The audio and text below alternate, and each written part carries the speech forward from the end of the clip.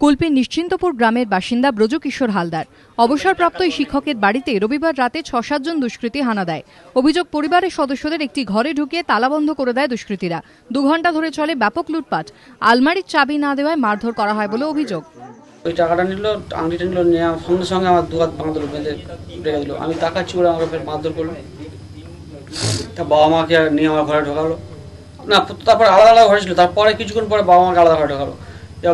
দাদার ঘরের চাবি চাইছিল, আলমারির চাবি, আমি আমাদের কাছে আলমারির চাবি নেই। সে মারধর করতে আসলো, মানে প্রত্যেকের কাছে আর্মস ছিল, চাকু ছিল, একজনের কাছে বোমও ছিল।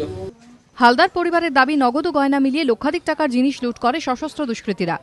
ঠিক 14 মাস আগে এরকম একটা ঘটনা ঘটেছিল, সেখানেও কুলপি থানা রিপোর্ট করা হয়েছিল, কোনো কাজ হয়নি, কিছু হয়নি। ওরা শুধু বলে আমরা লোক ধরেছি, কিন্তু কী করেছে জানি না। তারপরে ঠিক 14 মাস পরে আবার গতকাল রাত্রিবেলা আবার ডাকাতি হলো আমার বাড়িতে, এবং ছিল প্রায় 2 ঘন্টার মতো। আমার ভাইয়ের টাকা, সোনার আংটি, আমার মায়ের কিছু টাকা, বাবার কাছে টাকা, মায়ের কানের পাশা, আমার স্ত্রীর নাকছাবি থেকে আরম্ভ করে কানের দুল আর নগদ টাকা, শাড়ি টাড়ি মিলিয়ে প্রায় লক্ষাধিক টাকার উপর, 2 লক্ষাধিক কাছাকাছি টাকা নিয়ে চলে গেছে।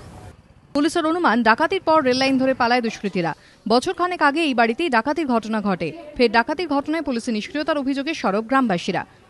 জয়দীপ হালদারের রিপোর্ট, এবিপি আনন্দ, দক্ষিণ 24 পরগনা।